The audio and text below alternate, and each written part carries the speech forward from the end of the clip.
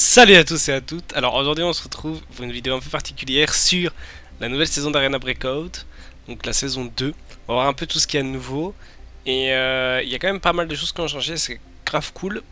On va déjà commencer donc au niveau des armes. Alors moi c'est un des premiers trucs que j'ai regardé. Et au niveau des armes, on a donc dans les armes d'assaut la Hog qui apparaît, qui a des stats quand même plutôt bonnes. Maintenant, on va voir ce qu'elle donne sur le terrain. On va la tester. Je vais faire plusieurs games avec. On va voir ce qu'elle donne. Elle me paraît vachement intéressante. On a aussi la SG, un classique. Les stats sont vraiment pas terribles. Maintenant, c'est une mitraillette de contact. Donc, peut-être quand dans les maps un peu plus courtes, si on peut la modifier et réduire le canon, ça peut être intéressant aussi. Mais je pense qu'elle sera vraiment moins jouée. Et on a la PCC 9. Donc, pour ceux qui ont joué à Tarkov, un classique. Maintenant, comme c'est du 9 mm, on va pas beaucoup la jouer, je pense. Mais c'est quand même sympa. Au niveau donc DPM, bon, les armes de. Les petites armes comme ça, on s'en fout un petit peu. Au niveau des carabines, on a le Mini 14. Voilà, maintenant, moi, c'est pas des armes que je jouais déjà dans la saison 1. Je crois que celle-là, elle était pas non plus. Mais bon. Est-ce qu'on va jouer ça? Je ne pense pas. Au niveau des snipes, très intéressant. Le M14. Incroyable. J'ai juste envie de le jouer. Et le ML Rifle pour le western en point 44. Donc ça peut faire mal, ça peut être drôle de faire des kills avec ça. On a eu après une vidéo avec une compilation de kills avec cette arme. Ça peut être vraiment sympa. Au niveau des snipes, on a le SJ16 qui est apparu aussi. Au niveau des stats, on est quand même mieux qu'un M24. Donc ça me plaît, ça me plaît. Franchement, c'est pas mal. Au niveau du shotgun, on a celui-ci qui est apparu aussi. USAS 12. Mitrailleuse, ça n'a pas changé. Et pistolet, je vous avoue que je les connais pas tous. Mais il me semble que celui-là, on ne l'avait pas encore. Voilà. Donc ça fait quand même quelques armes sympas qui viennent de sortir. Au niveau des classés, donc c'est toujours le même système. Ici, qu'est-ce qu'on a comme récompense? Donc c'est toujours à chaque rang, vous gagnez voilà, une caisse. Et en plus, on a un skin de AK-74N. Un peu en bois incurvé comme ça m'a l'air sympa. Maintenant, on a quand même beaucoup de skins de cette arme. C'est toujours cool. Le badge de Spec Ops de la saison 2.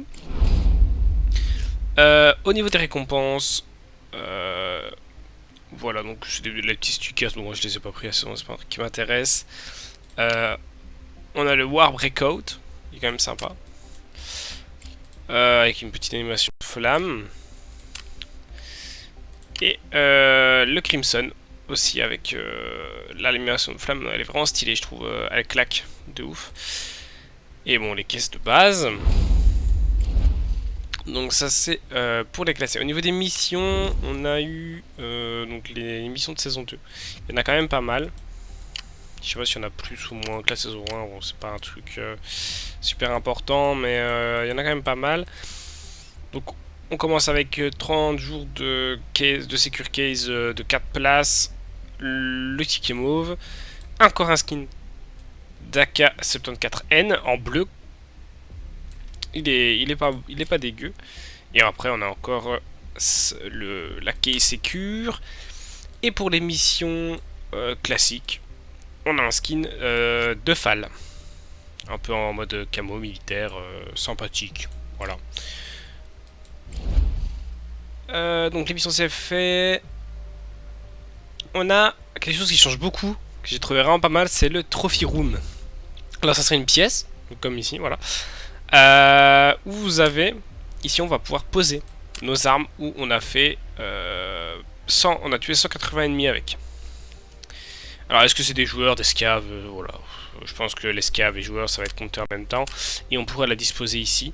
Donc je vais essayer de faire ça pour vous montrer à quoi ça ressemble. On a le même système avec les items. Voilà. J'en ai trouvé 30.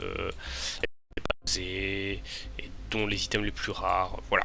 Donc c'est sympa. C'est juste pour flexer un peu. Ici c'est les dog tags. Voilà. Le nom qu'on a extrait. Et le tactical, c'est pour les skins. Donc voilà, c'est sympa, c'est un petit rajout. Moi je trouve ça grave chouette. Vous me direz ce que vous en pensez en commentaire. On a... qu'est-ce qu'on a d'autre? On a du coup ici les configures pour les armes, voilà. Pour les items, juste qu'ils ont changé les logos, mais rien d'exceptionnel. Niveau des contacts, ça change pas. Moi, je les ai vraiment pas utilisés. Et le market, toujours classique. Donc voilà, on est sur Farm. Il y a beaucoup de choses qui ont changé sur Farm. Donc déjà, vous voyez la map. On voit les coffres. On voit donc ici c'est des nouvelles caisses où il faut avoir tué un joueur pour pouvoir les ouvrir. Et donc ici on a spawn de Overrose, donc ici de toute façon c'est nouveau aussi. C'est une petite ferme. Ce qui a beaucoup changé, ce qui m'a perturbé, c'est au niveau de Stable. C'est-à-dire que avant on n'avait pas tout ce chemin ouvert là. Donc là on peut clairement contourner les stables, pas comme avant on était obligé de longer. Et le motel ça change pas grand chose, on a une nouvelle zone ici, on a une nouvelle zone ici, et en fait ça a été agrandi.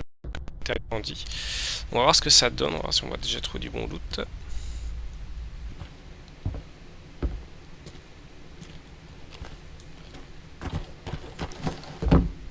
J'étais sûr d'avoir entendu quelqu'un, même ici ça a pas mal changé, c'est beaucoup plus grand.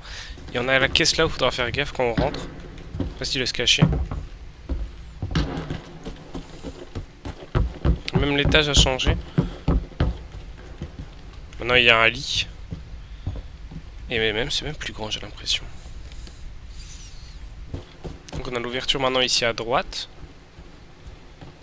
Et ouais, on sait directement avoir accès à la villa, en fait on est con.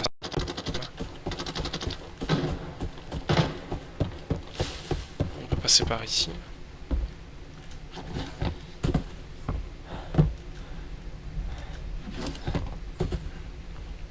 Et on arrive directement sur la porte là devant.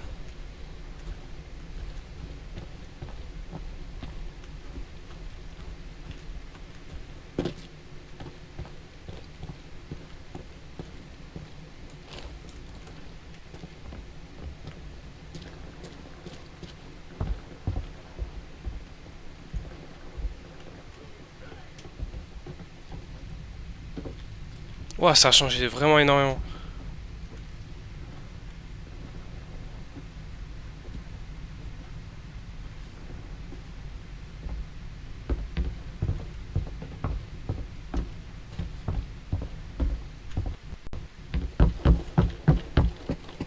Tu vois que je vais partir là?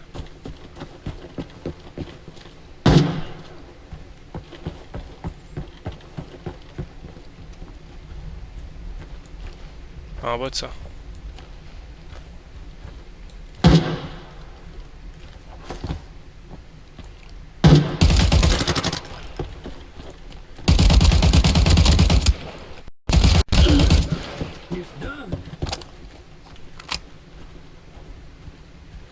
Alors le is done, est-ce que c'était va dans la tête de mon perso ou...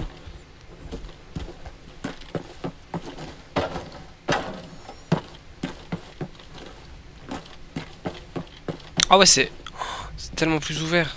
C'est perturbant.